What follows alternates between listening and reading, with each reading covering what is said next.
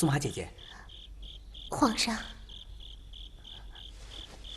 苏麻，朕结婚了，你什么时候结婚呀？我不结婚。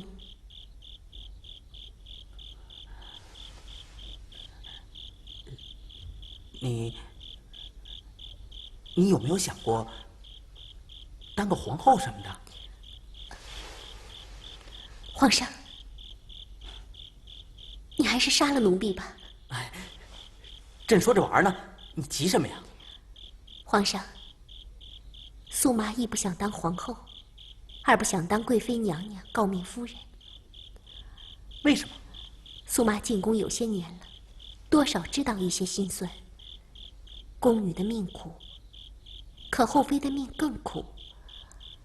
皇上只有一个，嫔妃们却有一群。一旦老了，圣眷衰落，他们只能深宫望月，空守一辈子寒窗。再说，宫里头藏龙卧虎，一不小心，连命都保不住。苏麻，还是老老实实的做个丫头吧。这话只有你敢说，朕钦佩你。朕知道你瞧上我四友了，你上次倒茶的时候手都在抖，差点烫着朕。皇上，你已经结婚了，说话要稳重一点。哎，您呢，多保重身体呀。是，您也得多保重啊。来，我这身体还行啊。你看看啊，这一开春啊，这天气就暖和多了啊。太后啊，您呢就等着抱重孙子了。是，那当然了。我这身子骨啊还不错，我这平常闲下来的时候啊，我就侍奉这些花儿什么的。你瞧瞧，那朵墨菊，它就是我栽的，在那儿，哎，在这儿呢。这个，哎，对，好吧。好。赶明儿啊，我还要从南方啊移来一些对，移来一些茉莉花、茶花什么的。我一定要让他们呢在宫里头啊给我开出个模样来不可。对，咱这大清国什么都应该有。是啊，说的是啊。皇上，快来！啊！哎，爷爷，快来看鱼呀！来呀！哎，好。你看那儿，那么多呢。也是啊。哎呀，真好。哟，你看看。来。好。哎呀，你看这是，真不错。吃呢。咱已经娶了他孙女了，他怎么还不帮咱们除掉鳌拜啊？哎呦，说些花儿草啊，天气什么的。傻孙子，鳌拜他是死地的，你这个太丈啊，他就是不为咱们着想，他也得为他这个孙女着想，不是？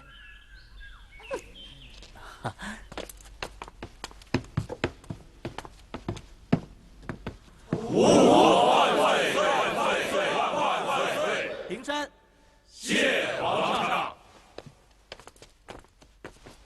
列位臣工，咱们开始吧。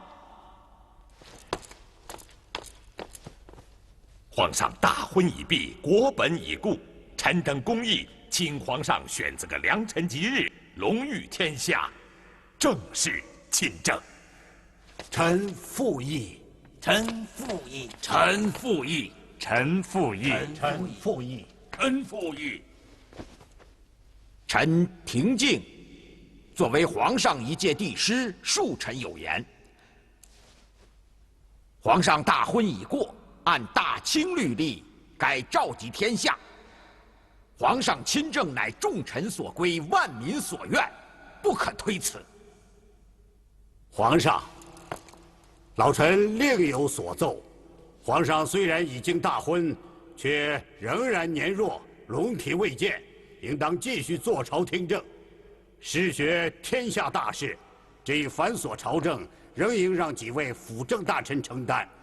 如果贸然将繁琐朝政加于皇上，是受皇上于重负，而大臣们自己却避重就轻，为不忠不臣之举。臣以为，皇上坐朝听政是皇上之福，臣者之劳；皇上临朝亲政是皇上之劳，臣者之福。为臣者岂能只顾自己享福，而不顾皇上劳累呢？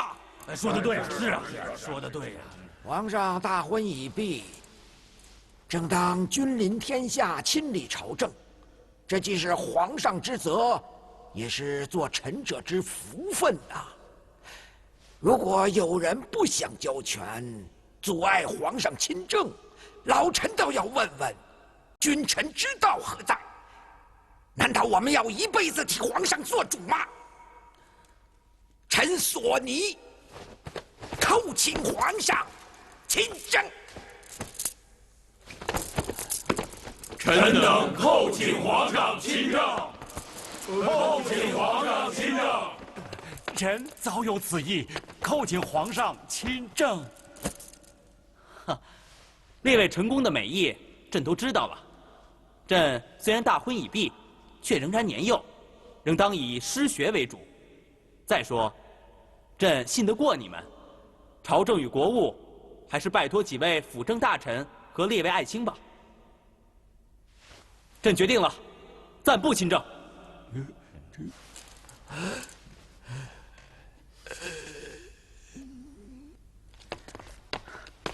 好啊，朕还没亲政呢，就来这么多折子请旨啊！皇上您看，都是上书房送来的，各部院大臣、各首都府啊，差不多都上了折子，全是奏请皇上亲政的。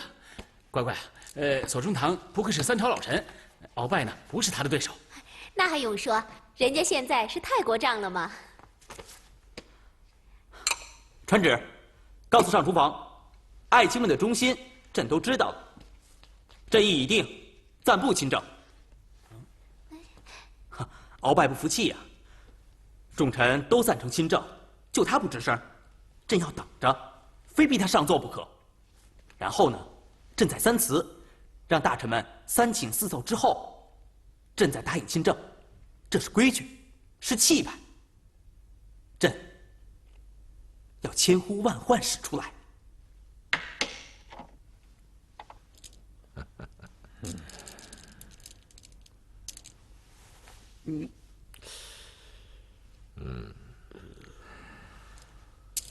班大人要瞧仔细喽，一招不慎，满盘皆输啊！这不像是索大人的棋路，倒有点像令尊大人的杀招。家父与我下棋的时候，总是不战而胜，我岂是家父的对手啊？哎呀，我与令尊下棋时，我们是大争斗，小输赢，总体算来，也就是胜负各半吧。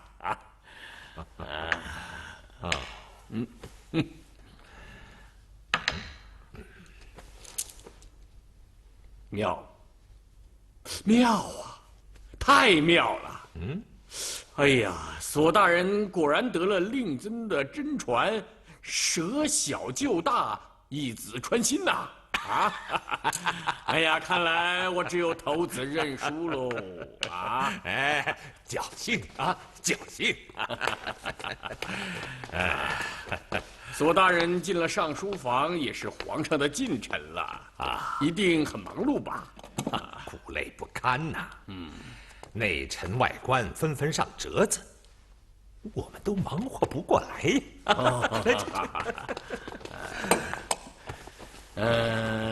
不过没听说有什么大事儿吧？那些对班大人不利的事儿，人家怎么会告诉你呀？是。请用茶好。那些个折子呀，大部分都是奏请皇上亲政的。下头还有将军说呀，如果再有人阻碍皇上亲政，他们就要带兵擒王了。无法无天，说的是，可下边的人头脑简单呢，他们不体谅班大人和敖中堂的苦心，只觉得谁反对皇上亲政，谁就是想谋反。荒唐！荒唐吗？他们确实误解了班大人和敖中堂。可是下官觉得，班大人和敖中堂还是离得远一点好啊，免得敖中堂垮了台，顺带着压垮了班大人。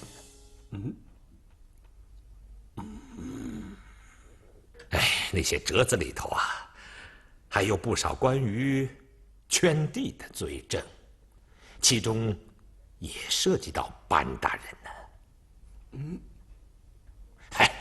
叫我说呀，圈地是圈地，亲政是亲政，敖中堂是敖中堂，班大人是班大人呢，这都不沾边儿嘛。可是人家呢，硬是要把两件事儿往一块儿追究，要把两个人捏到一块儿来追究啊！不，我和鳌拜可不是一党啊！那还什么？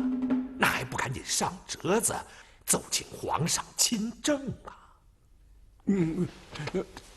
谨受教诲啊！告辞了。好，送客。父亲。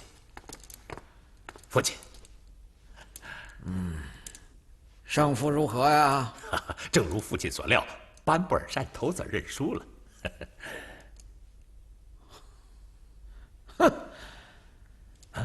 这明明是盘赢棋，他为何要认输？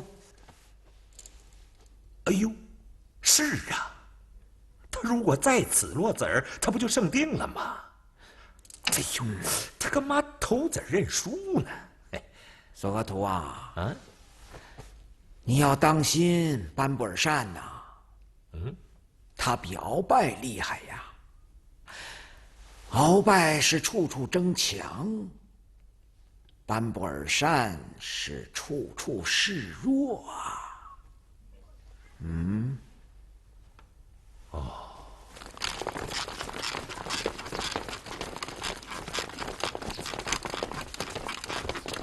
大人，鳌拜府到了，奴才进去通报一声。不用了，不进鳌拜府了，回家。这，快，转过去，走。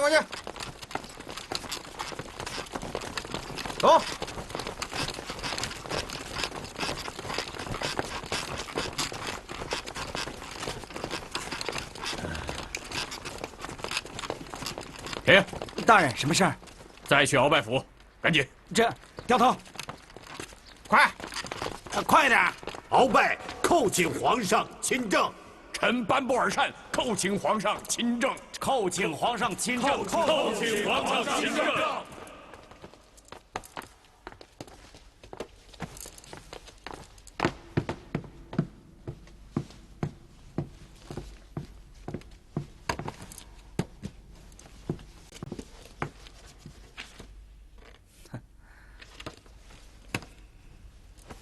朕几次三番说过，朕还年幼，仍当以师学为主，暂不亲政。皇上虽然年幼，却是少年英主，应当上顺天理，下为民心。临朝亲政，而今举国上下、朝廷内外俱翘首以待，皇上万万不可在此。老臣今日以首辅之名、国丈之尊、古今之礼、圣人之训，代表天下百姓和文武百官，叩请我皇临朝亲政。朕决定接受列位臣工的奏请。朕决定亲政。吾皇万岁！万岁！万岁！着即进行亲政大典。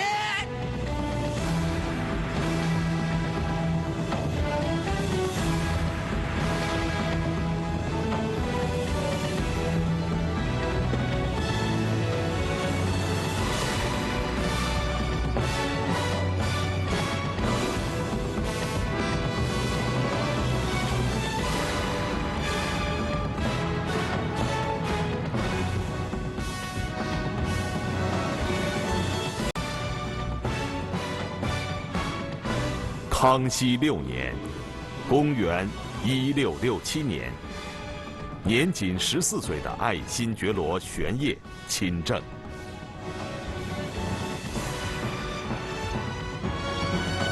吾皇万岁万岁万岁！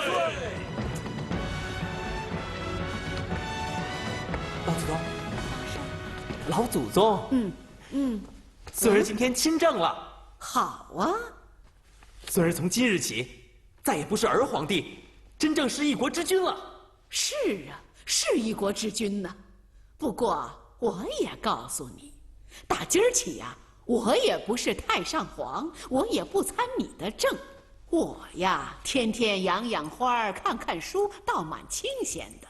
除非呀，你是大难临头了，你再来找我，不然你别来扰我啊。不过这1年半载之后，我可是盼着抱重孙子。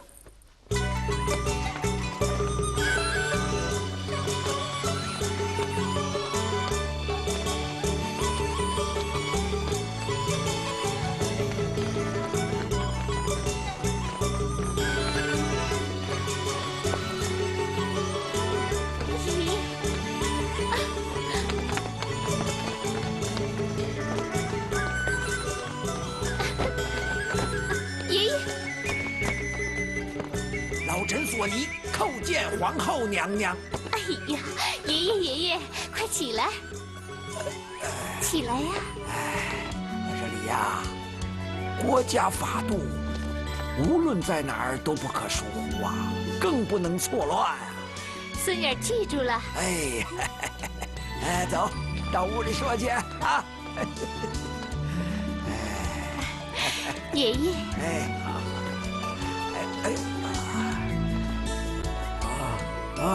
你们都下去吧。是啊。爷爷，您请上座。好。来。哎呀，现在该孙女儿给爷爷请安了。哎呦，起来！哎呀，坐。哎，孙女儿啊。宫里的日子还过得惯吧？跟坐牢一样。皇上喜欢你吗？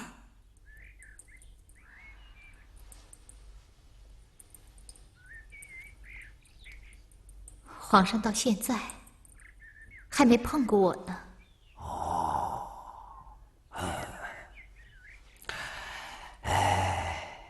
咱们这个家族啊，到咱们这一代也算是巅峰了。你呢，贵为后宫之首，天下女人之至尊啊。爷爷呢，身为当朝首辅，又是个太国丈啊。你父亲索额图也是个内大臣啦。在常人的眼里，咱们这个家可真是富贵之极呀。可是爷爷告诉你，水满则溢，月满则亏呀。人呐，越到无限尊贵时啊，往往也就是险胜还生处啊。这道理孙女儿懂。咱们再尊贵，也是皇家的奴才。说的是，知道了就好，知道了，咱们就应该知足啊，就应该心如止水，宠辱不惊啊！孙女儿啊，当皇后，心不静可不行啊。可我是女儿身呐，凭什么把我搁一边儿？孙女儿啊，后宫之宠可是门大学问呐。这方面呢，爷爷可帮不了你呀，但爷爷相信呐，凭我孙女的才貌、资质、聪慧，准能化掉皇上的心呐。你呀，就自个儿琢磨琢磨吧。光会用情可不够啊。你呀，身心都得用得上啊。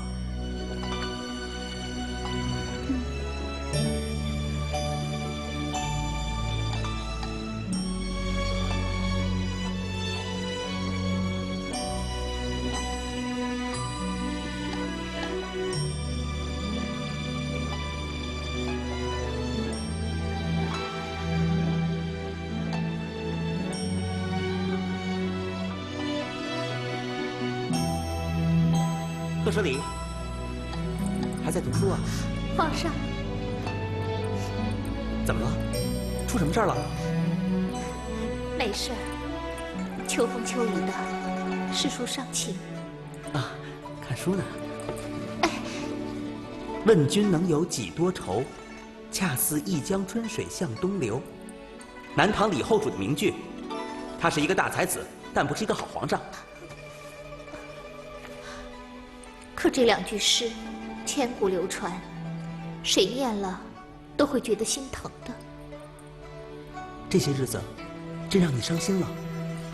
皇上，你把臣妾娶进宫来，是想借此亲政。可是臣妾嫁给皇上，是想做皇上的女人。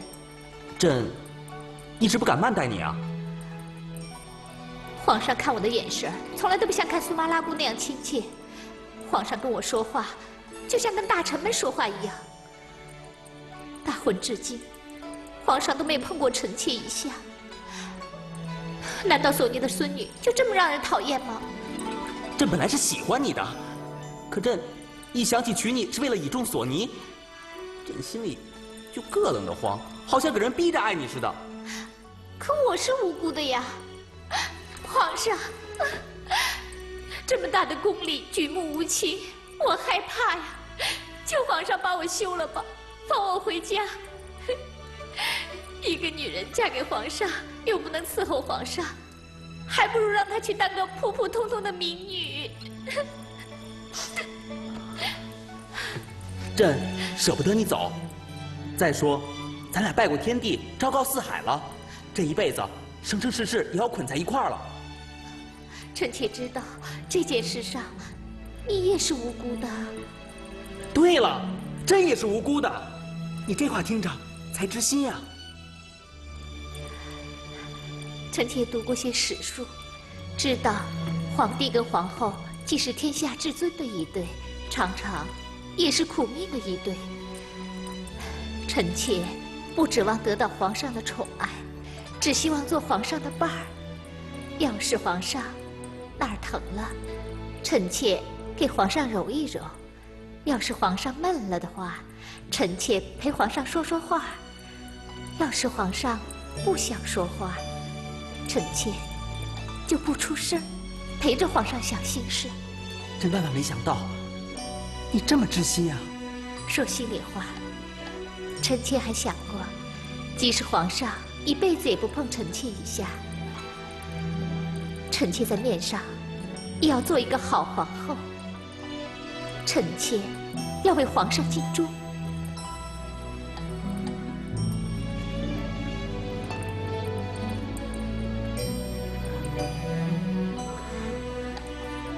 朕总算找到知音了。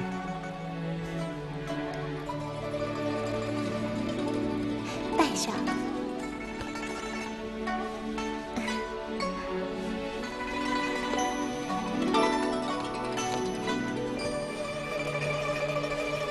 直到今天，朕才觉得这皇上做的舒坦，又亲政了，又逍遥了。臣妾也觉得舒坦，既做了皇后，又做了女人。这才刚开头，接下来，朕还得当爹，你还得当娘。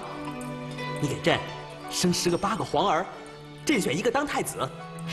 遵旨，臣妾一定给皇上生个太子。皇上上朝吧。上朝。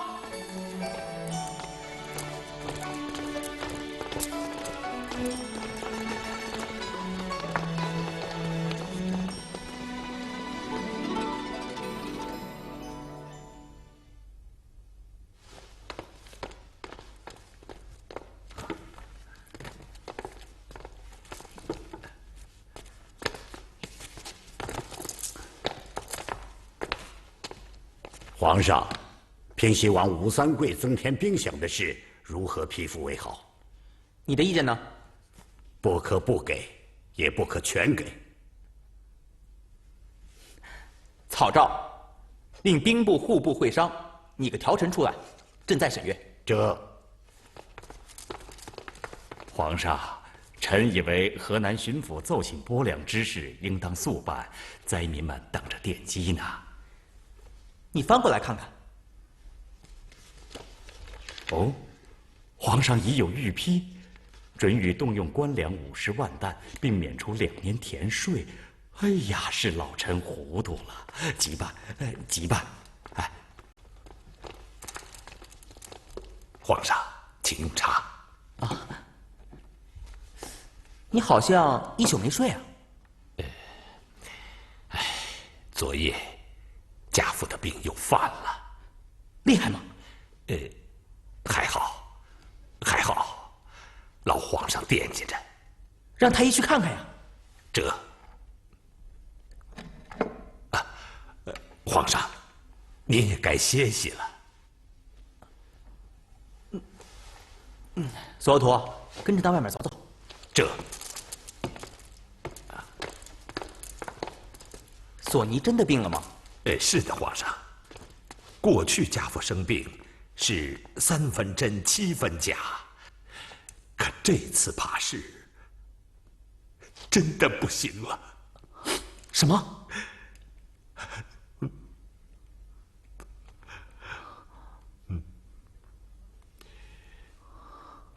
父亲，皇上，圣上，父亲，皇上来看您来了。中堂，皇上，皇上，我提着一口气不走，就是等着您呐，皇上，我等着您呐。中堂，朕就是用尽天下的名医名药，也要让你好起来。谢谢皇上，老臣想跟你说几句话。朕听着。大清立国不久，皇上应当求稳，后度发展。眼下大清国有2大隐患，朝廷里呀，鳌拜结党篡政，西南边是吴三桂称雄。眼下皇上啊，最要紧的是不能让他们内外勾结，对着两败势力一定要分而治之，先除掉鳌拜，再分解吴三桂。皇上，你可要内紧外松啊，积聚力量，等待时机啊，万急不得呀！老臣呐，本想帮皇上完成大业啊！可惜天不佳年，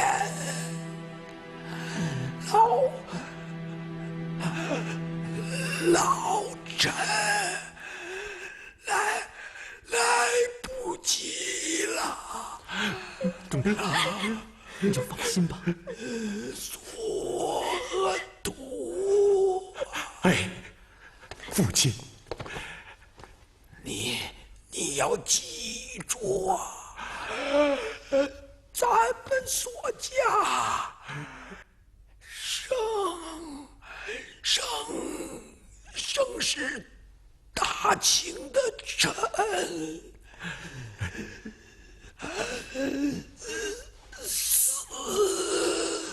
死是大清的魂呐！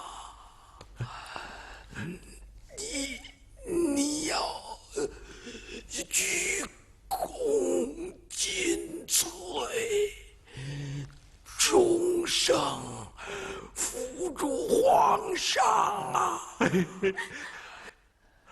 儿子都记下了。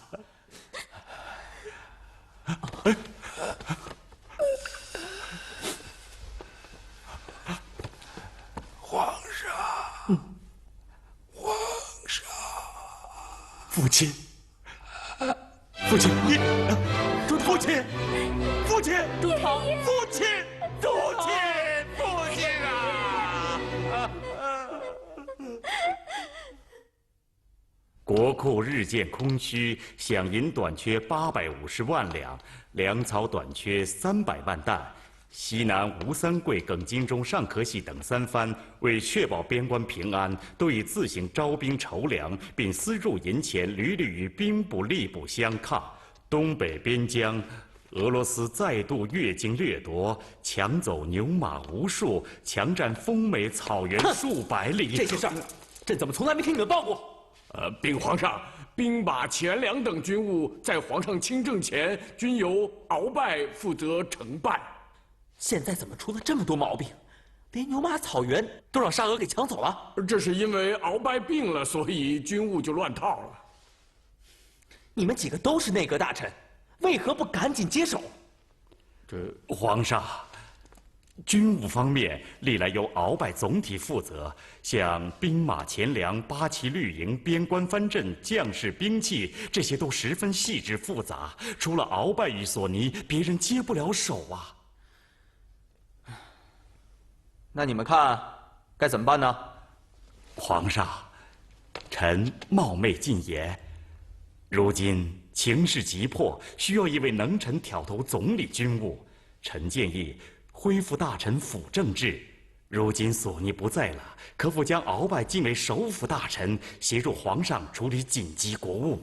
不可，皇上已经亲政了，应该由皇上督掌朝政，任何人都不得再分权。哎呀，不要误会，老臣绝不敢分皇上的权，老臣只是想为皇上分忧。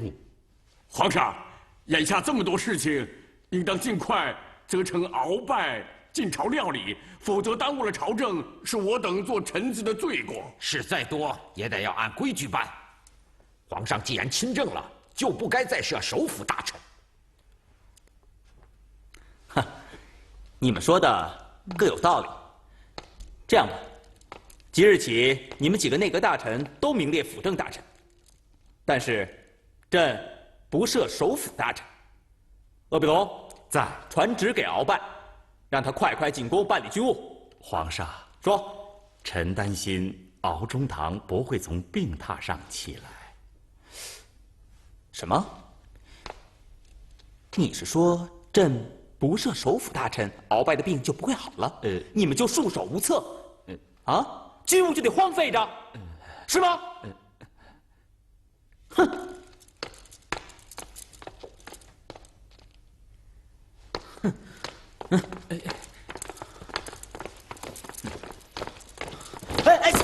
皇上，苏麻，皇上，苏麻阿姑，皇上，皇上，朕从小就恨这个门槛，早就跟你说过，把这该死门槛给朕锯掉，你怎么就不办呢？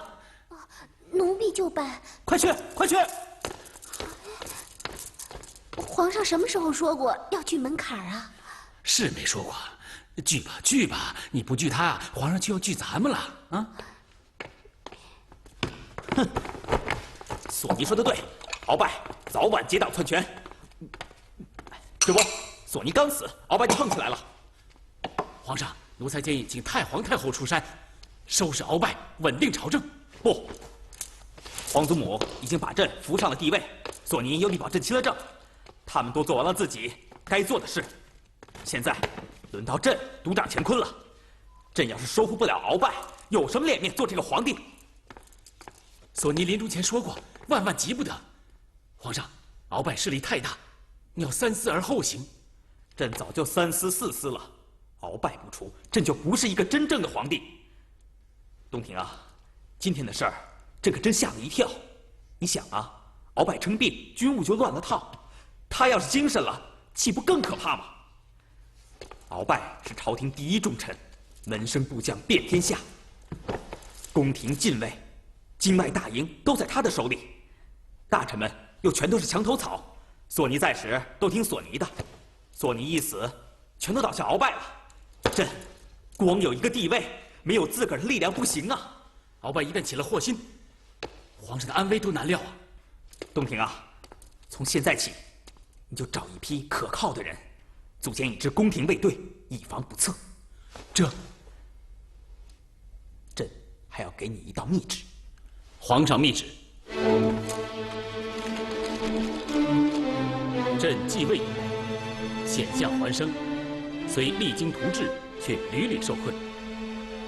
鳌拜多次欺君罔上，暗中圈地结党，罢朝乱政，其意在篡逆。朕虽百般抚慰，望他改恶从善，但而终无悔悟，着臣等密谋良策，除奸报国。钦此。臣领旨。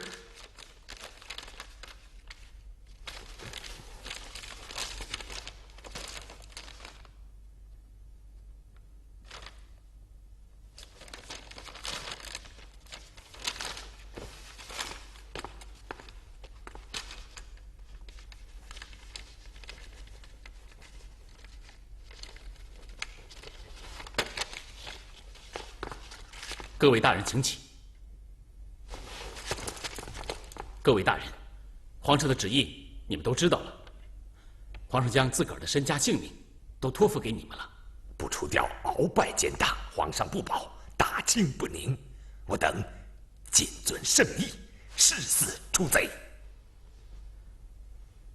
鳌拜虽有司马昭之心，但要数说他叛逆的实际，却也不多。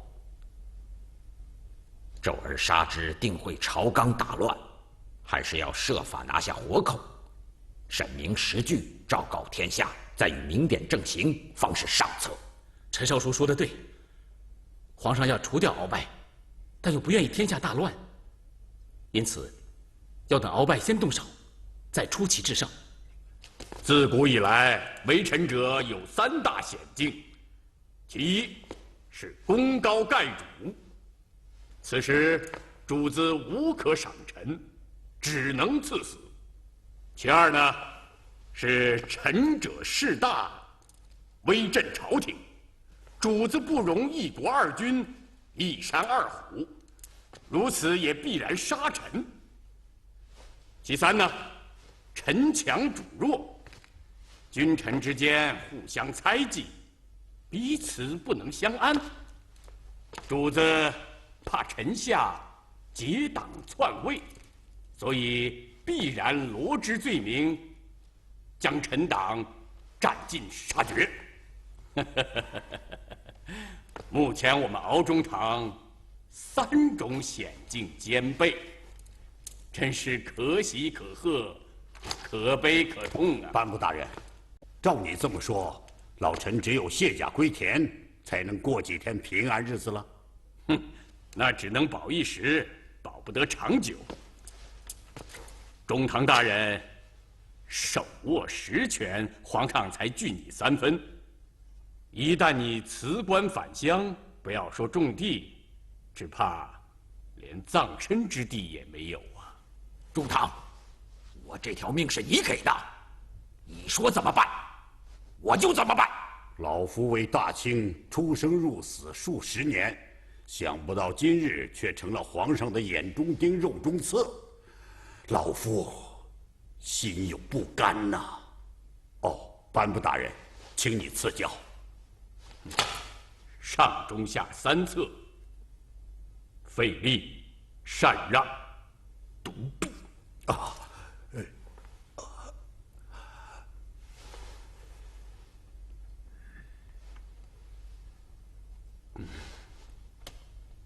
臣为天下苍生计，建议中堂废掉康熙，另立新君。不可，万万不可！老夫受先帝爷厚恩，宁肯死也不做千古罪人呐！中堂大人，您不要着急，听我说完嘛。废掉康熙不等于背叛大清，恰恰是为了大清万世着想。以中堂的韬略才能，一旦君临天下，大清必如日中天，雄居四海呀！是啊，这大清朝又不是他一个人的，是所有满人的。